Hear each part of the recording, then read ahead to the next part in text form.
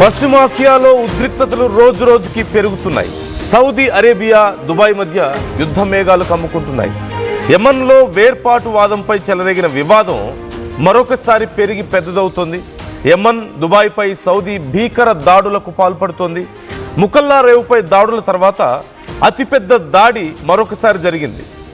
శుక్రవారం హద్రమౌత్పై సౌదీ బలగాలు విరుచుకుపడ్డాయి. సౌదీకి మద్దతుగా రంగంలోకి నేషనల్ షీల్డ్ ఫోర్సెస్ కూడా దిగాయి. యెమెన్లో అంతర్యుద్ధంతో మరొకసారి సంక్షోభం దిశగా ఆ ప్రాంతాలు వెళ్తున్నట్లుగా కనిపిస్తోంది. వరుస దాడులకు సౌదీ పాల్పడడం పట్ల ఇప్పుడు గల్ఫ్ దేశాలు ఆందోళన వ్యక్తం చేస్తున్నాయి. యెమెన్లో పరిస్థితులు రోజు రోజుకి దిగజారుతున్నాయి. ఇప్పటికే హౌతీలతో అంతర్గతంగా నానా గందరగోళం జరుగుతుంటే ఇప్పుడు సౌదీ దాడులతో మరొకసారి తీవ్ర అంతర్యుద్ధ పరిస్థితులు, అంటే గల్ఫ్ దేశాల మధ్య పరిస్థితులు మరింత దిగజారిపోయే అవకాశాలు ఉన్నాయని చెప్తున్నారు. అసలు వీటన్నిటికీ ప్రధాన కారణం ఏంటి అంటే డిసెంబర్ 30న జరిగినటువంటి పెద్ద దాడి, ముకల్లా పోర్ట్ నగరం మీద సౌదీ దాడి చేయడంతో ఈ విషయం ఒక్కసారిగా ప్రపంచవ్యాప్తంగా చర్చకు వచ్చింది. యుఏఈ దీన్ని ఇప్పటికే పలుసార్లు ఖండించింది.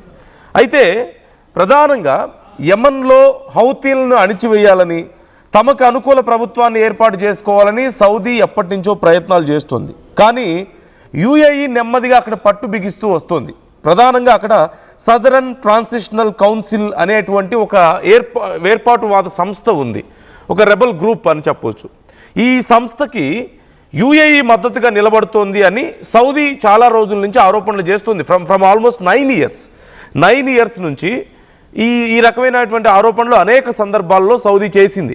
యుఏఈ మద్దతు ఇస్తుంది ఈ గ్రూప్కి, దీనివల్ల యెమెన్లో అనవసరమైనటువంటి గందరగోళం జరుగుతుంది, అక్కడ ఆయుధాలను సప్లై చేస్తుంది అని చెప్పేసి సౌదీ ఎన్నో ఆరోపణలు చేసింది. కానీ యుఏఈ కొట్టిపారేస్తూ వచ్చింది.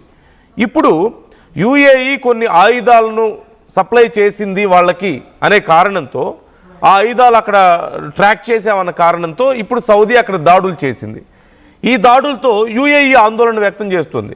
మాకు అనవసరమైనటువంటి విషయాల్లో మాకు నష్టం జరిగేలా ఉందని చెప్పేసి యుఏఈకి సంబంధించినటువంటి బలగాలని పూర్తి స్థాయిలో యెమెన్ నుంచి వెనక్కి తెప్పించుకునే ప్రయత్నం చేస్తుంది. అక్కడ హౌతీల మీద దాడులకి అడ్డుకునే ప్రయత్నంలో వీరందరూ అక్కడ ఉన్న విషయం మనకు తెలిసిందే. ఇప్పుడు ఆ బలగాలని పూర్తి స్థాయిలో ఉపసంహరించుకోవాలన్న ఆలోచనలో మనకి యుఏఈ కనిపిస్తోంది. సో ఇప్పుడు పూర్తిగా నిజంగానే ఉపసంహరించుకుంటారా అనే ప్రశ్న. ఉపసంహరించుకుంటే సౌదీ మరొకసారి తన పట్టు బిగించే ప్రయత్నం చేస్తుంది.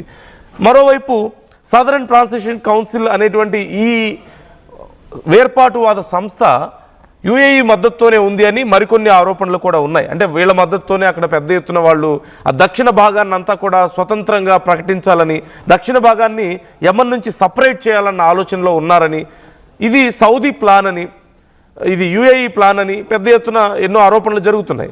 అది సౌదీకి నచ్చడం లేదు. యుఏఈ ఇలా తమ బలగాలను పంపించి వాళ్ళకి అక్కడ ఉన్నటువంటి వేర్పాటువాదులకి మద్దతు ఇవ్వడం, వాళ్ళకి ఆయుధాలు ఇవ్వడం అనేది సౌదీకి నచ్చని పని.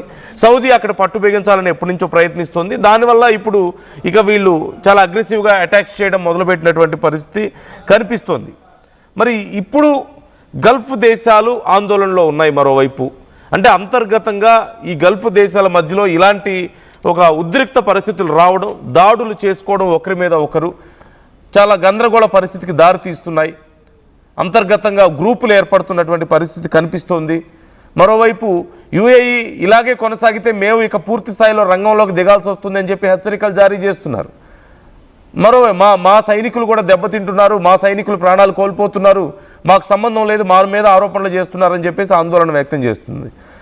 మరోవైపు సౌదీ వరుసగా అటాక్స్కి పాల్పడుతున్నటువంటి పరిస్థితి కనిపిస్తోంది. సుమారుగా 2017లో ఈ గ్రూప్ ఏర్పడింది, సదరన్ ట్రాన్సిషన్ కౌన్సిల్ అనేటువంటి గ్రూప్.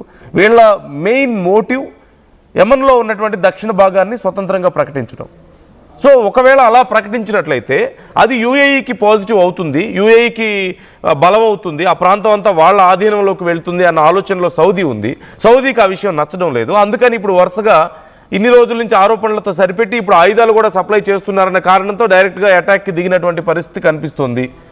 ఓవరాల్గా యెమెన్ మధ్యలో గందరగోళంలో ఉంది. యమన్లో ఉద్రిక్తతలు మరింత పెరుగుతున్నటువంటి పరిస్థితి. ఓ పక్క హౌతీలు, ఇంకో పక్క సదరన్ ట్రాన్సిషన్ కౌన్సిల్ వేర్పాటువాదులు, ఇప్పుడు సౌదీ వచ్చి అక్కడ దాడులు చేయడం, ఇంకో పక్క ఇప్పటికే యుఏఈ సైనికులు అక్కడ ఉండడం, మొత్తం మీద ఒక రణరంగాన్ని తలపిస్తున్నటువంటి పరిస్థితి అక్కడ కనిపిస్తోంది.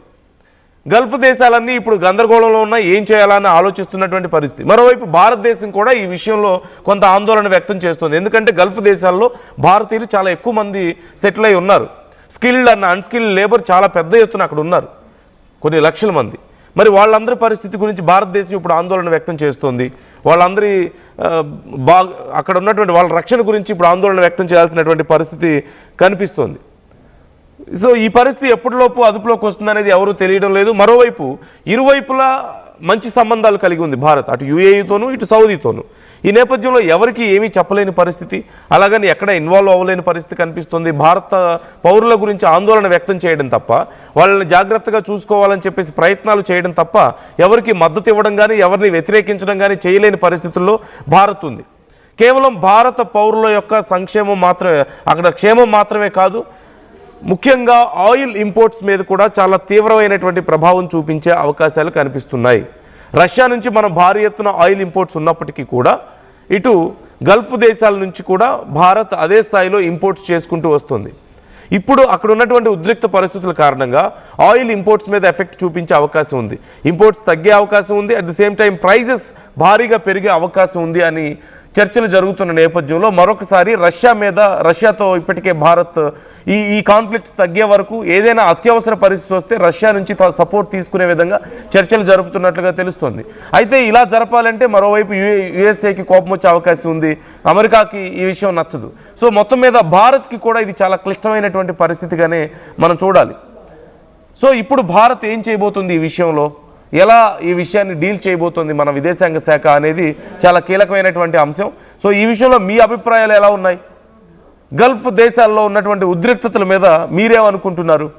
ఓ పక్క సౌదీ, ఇంకో పక్క యుఏఈ, ఒక యుద్ధ వాతావరణం కనిపిస్తుంది. యమన్లో వరుస దాడులు కనిపిస్తున్నాయి. వేర్పాటువాదులు ఓ పక్క పెరిగిపోతున్నారు, మరో పక్క హౌతీలు దాడులు కొనసాగుతున్నటువంటి పరిస్థితుల్లో ఎటువైపు దారి తీసే అవకాశం ఉంది?